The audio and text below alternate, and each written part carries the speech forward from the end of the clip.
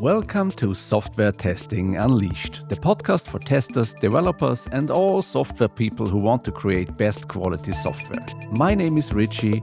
I'm a software quality coach, author, and keynote speaker, and happy to bring you an episode live from the Hustev Conference 2025 in Budapest. Hustev is one of the greatest conferences I've ever been to. Top quality talks, amazing people, and that unique mix of friendly and intense atmosphere you only find at truly great events. If you have ever get the chance, go there. Seriously, you will love it. My guest today is Simon Stewart. Simon is a professional software developer since decades, and for more about 10 years, he was the lead of the Selenium project. We talked about flaky tests. We clarified what flaky tests are and how to deal with them in our pipelines and projects. And now, enjoy the episode.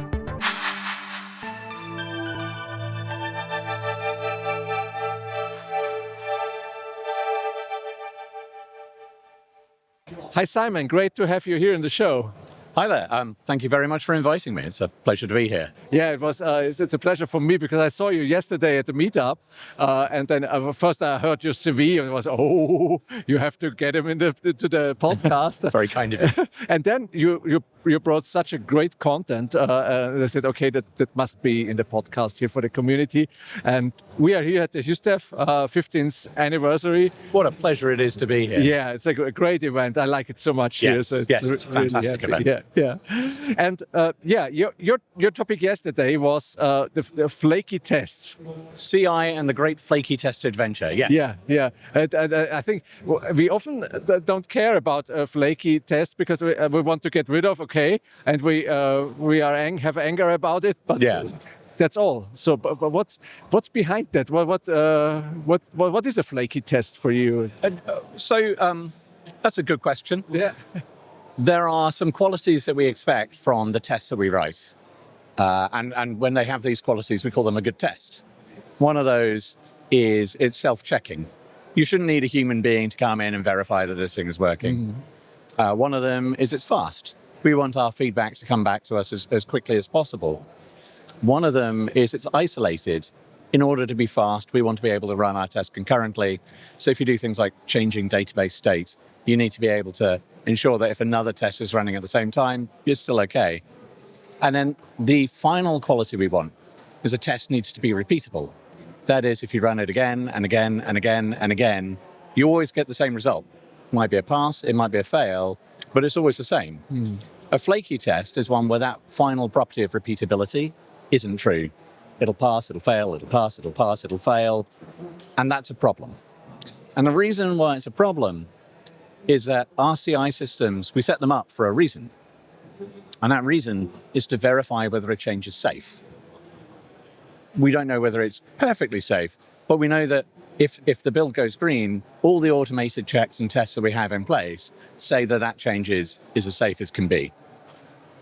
When we have flaky tests, we no longer trust that piece of signal. And that means that we waste time. I'm sure, like most of your listeners, have been on a project where the CI run is flaky, and they're like, oh yeah, it just does that. Yeah. And then you rerun that CI build, and sometimes it passes, sometimes it fails. Yeah. And then you rerun it again, and you go, oh, actually this might be a proper failure. And it's only 2 or 3 runs in that you start investigating what happened. And so you've destroyed the value that your CI brings, and you've also lengthened your feedback loops. And one of the things we want when we're doing software engineering is to be able to get feedback on the change as quickly as possible. So, that's why a flaky test is bad. And you mentioned also when we yesterday from the CI, not just the value, but also the trust in the CI pipeline. I like that idea because we want to trust the CI that we have to, that it works fine. Yeah. Yes, absolutely. Yeah. Like that anything which doesn't give consistent signal, be that a pass or a fail, destroys trust. And if we don't have trust in the CI system, we might as well not be running it. Yeah, that's true. Yeah. And what is when we go one step back? What is the cause of a flaky test? What can be there? Oh, it's really interesting because one of the things that I covered in the talk is how a flaky test can actually sometimes be a a good test. Like, just because it's flaky doesn't necessarily mean it's bad, because it's highlighting things. And when it passes, it means that when the stars align and everything is functioning, the code is working. And that's a great thing to know. When it fails, there's any number of reasons. One of them might be transient network errors. It might be dependencies that you have are down, like databases or message queues are unavailable. Could be race conditions. Could be any number of things. It could sometimes be flakiness in the underlying test framework, but it's rarely that. But those other reasons, transient errors, network problems, dependencies being down, those are problems that your production code will have to deal with. And so finding flaky test, sometimes a bit of a blessing, because it encourages you to go and find out, why that test is failing and try and fix the underlying cause. Now, the problem is, when our developers find tests that are flaky, they tend to go, the test is bad, and they blame the test. Or they blame the infrastructure, and they go like, oh, well, it should have just worked. And it's like, no, you can't expect 100% uptime of your dependencies. If there's a transient failure, you really should have robust code that can deal with that. Because when the app is in the hands of your users, they will encounter those problems, and you don't want them to run into the bugs that are causing the test to fail. So it's not just about to getting rid of the flaky test, but to use the information, if there is a test flaky, to look behind it and to look what's in it for me, for the robustness of my system. Precisely. One of the problems with that is it takes a lot of time to track down a cause of flakiness, particularly if there are multiple causes of flakiness, or the flakiness doesn't happen very often.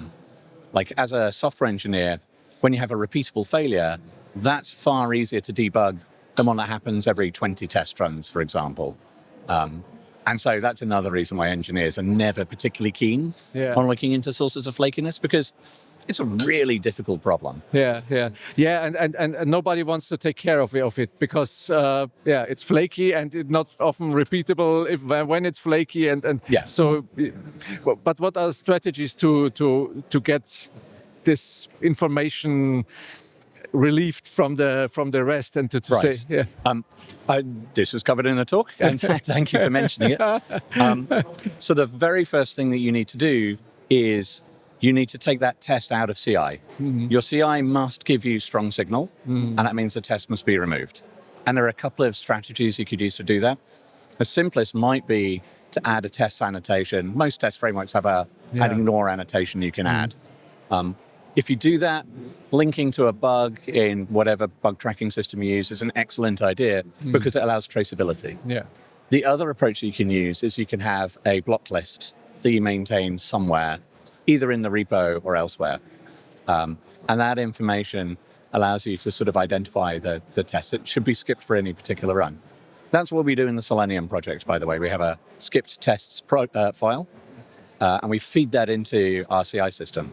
Now, the advantage with having a skipped test file is that we haven't got an annotation, and the annotations are hard to find and they're hard to remember. A single text file with all the crimes that you have committed against stability in one place means that you can go back and find them. So once you've taken the test out of rotation, a lot of companies stop there. Yes. To say, okay, now we're happy. We're done. Yes. And in a way, that's fine. Right? Like, at least their build is now stable. But here's the thing. Unless someone owns something, it tends not to happen. So what we want to be able to do is we want to assign the test to somebody. I really strongly believe that somebody should be a person and not a team. Because otherwise you have like the tragedy of the commons, where everyone goes like, oh, somebody else will fix it. Now, assigning it to someone doesn't necessarily mean they do all the work, but it means they are responsible for figuring out how that test should be fixed. And maybe the thing they need to do is assign it to someone else, or do whatever you do with a bug, right, when it comes into your system. But it should be an individual that owns it. Once you have identified an owner, the next thing you need to do is you need to resolve that test. And there's a number of strategies that you can follow in order to do that. First one is just run it repeatedly. See whether you can identify the cause and like put in a little fix. Another thing you could do is do that process of figuring out why the test is flaky, and then write the smallest possible test you can that validates the fix you're about to do, fixes that. Mm-hmm. If you do that consistently, you end up with the classic test pyramid, sort of wide on the bottom with the small tests and narrow on the top with the large tests, which is fantastic. Yeah. Another way of dealing with the problem is delete the test. Yeah. Like, it's not stable. But we cannot delete tests. You're right, but we can, because hopefully we're all using source control. Yeah. Like, if the test is really, really valuable, we can revivify it. We can bring it back. Now, one of the reasons why people don't like to delete tests is because it covers an important workflow that's really I'm doing air quotes. You can't see that on the podcast, but I'm doing quotes. Yeah. Well, we have video too. So hello. Oh, good. So I've been talking a lot with my hands as well. So that's splendid. So people go, this test is really valuable for us. We need it because it's a crucial workflow. I was like, well, then it's worth spending the engineering time to get this right. Yeah. And if it's not worth spending the engineering time to get this right, it's probably not worth having the test. Yeah. Like, the more important you say it is, the higher the priority to get that thing rock solid is. There are strategies you can employ for fixing tests. Like, flakiness in and of itself can be inescapable. Like, there's always going to be something unforeseen.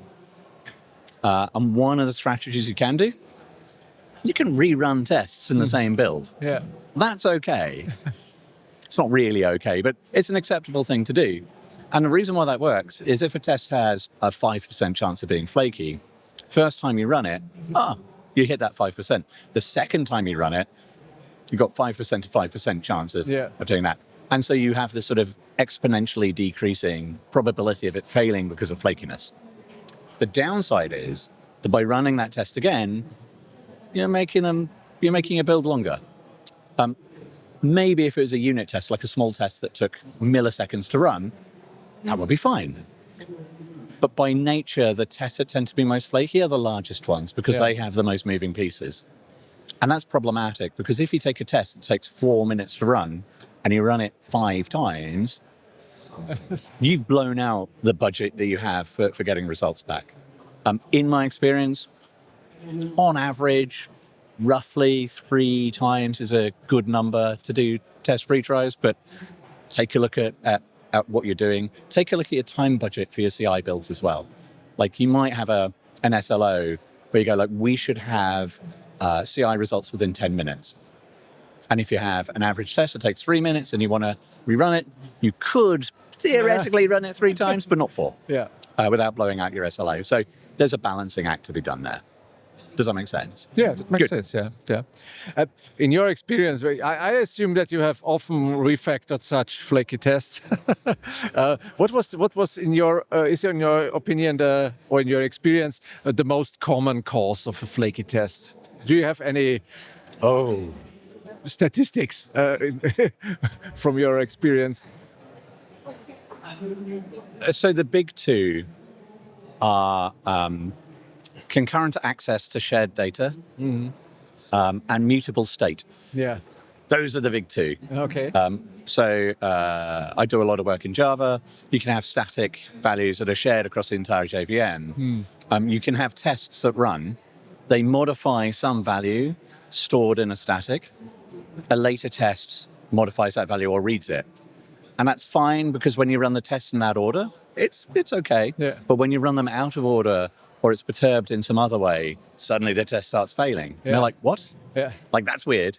And it takes forever to track down that stuff. The other thing you see is changing shared state. So you have like a database, for example, and the very first line of your test is like, drop everything in this table, and something else is midway through a test where they're modifying something in that table. Yeah. Disaster happens. Yeah. The classic way of spotting these things, by the way, is if the test works in isolation, but fails when run with other things. It's like, I think I found something. Yeah. The hardest ones to track down are race conditions, like timing things where everything needs to line up just right. Yeah. And you'll be okay. An example of that is I was once writing a custom zip compression implementation in Java. And it was fine. And I'd run my test and it would go green. And then I'd run it and it would be red. I'd run it again, it would be red. Run it again, it would be green. Yeah. It's like, what on earth is going on? Like, the code was rock solid. Yeah. I read it. I was like, clearly there's nothing wrong here. So the problem is the zip format, the timestamps are accurate to within 2 seconds. Okay. Not 1 second. Okay. And so if I started the test on, I think it was like an even second, the test would pass because the granularity was right. But if I did it on an odd second, it would fail because it would round to either up or down. I can't remember what it was. It's like, when you realize that, it's like, okay, now I'm going to normalize my timestamps. And suddenly, rock solid test. But it was a devil to track down. Yeah. Well, great thought. So I think you had a lot of tears and blood sweating when you refactor your test. When you think of now we are all dealing with the AI stuff and so on, what is your experience, or what do you see? That did our tests get more flaky, or is it a great tool just to make them more robust? What is your direction? That's a really good question. So I'm going to give the worst answer in the world. It depends. It depends. I apologize. AI is a useful tool. Yeah. Right. Everything that an AI does should be reviewed by a human being. AI is very good at generating a large number of test cases that seem plausible. One of the things that we learned when we were doing sort of extreme programming back in the day is, like, after you've written some code, do some refactoring, remove the commonality. So quite often you end up with these quite long, verbose tests. Yeah. And you can replace that with a parameterized test, or some other test where you can just sort of put things in a loop. And that becomes a lot clearer. And that helps identify problems. I tend not to use AI to write my tests. Mm-hmm. Like, I like to be able to go, like, here are the conditions for the thing. But where I do like to use AI is where I'm debugging tests. Yeah. It's like, why is this code failing? What is going wrong? Can you have a look at it? And AIs are really good at sort of analyzing quite intricate code and figuring out, like, this value here is never set, or there's a problem here, or you might want to take a look there. One of the problems is, it's like a drunk man in a bar with an opinion, and they will say it very emphatically, and they might well be wrong. Yeah. And so it'll go, the problem is on this line, and you can waste a certain amount of time tracking that down. Yeah. So there's another mechanism that you can use, which is to get a different LLM to go, I think there's a problem on this line. Can you verify that this test is failing because of that reason? Yeah. And if they both agree, then it's like, okay, that seems like a relatively sane place to start. Yeah, really use it as a tool for your debugging. That's what AI is not a replacement for something. It's a power tool that we can use to help us do our work. Yeah. So when we fixing flaky tests is one side, but it would be great if we can prevent it up front. Yes. What do you have? 1, 2, 3 tips to prevent flaky tests? Sure. So one thing to do is gatekeep. Mm-hmm. Like, don't allow a flaky test into your build. A company that does this really well is actually Meta. So before any test is allowed to go and affect the CI runs at Meta, they run 100 times concurrently overnight with every other test. And only if it's completely stable do they go, actually, now we're going to include this in the CI runs. Mm-hmm. Is this automated? Yes. Okay. It's all completely automated. Yeah. A human being would drown under the weight. They have so many engineers. I can only imagine some poor soul going like, that one. Yeah. It would be soul-destroying, I think. You don't need to be Meta, but you can go, okay, before I put this test into the build, I'll run it like 10 times. Yeah. That does require that you keep a database of what tests you have. And it means that sort of trivial things like I need to rename a test to fix a typo or because I have a better insight into what it does, that will cause your test to rerun. But that's okay, because it should be stable if it's already in the build. And if it's not, that's fine as well. Gatekeeping is a sort of fantastic strategy. The other thing you can do is you can take the tests that are known to be flaky and you can rerun them. Mm-hmm. Because sometimes there's a sort of underlying systemic reason for a failure. somebody might have fixed that underlying cause, and suddenly a swathe of tests suddenly start passing. Yeah. So that's a really interesting thing. And that is another argument for having a separate file containing the list of tests that have failed rather than using an annotation, because it's quite cumbersome to sort of modify code. Go like, do I need to remove that ignore annotation? Do I keep it? I don't know. It's quite easy to go through a list and go, just one of those. And then once that happens, you can put those tests back into, I called it the general population, but your CI runs, where you go, okay, fine, these are now providing value again. We can trust them, and they give us signal. Great.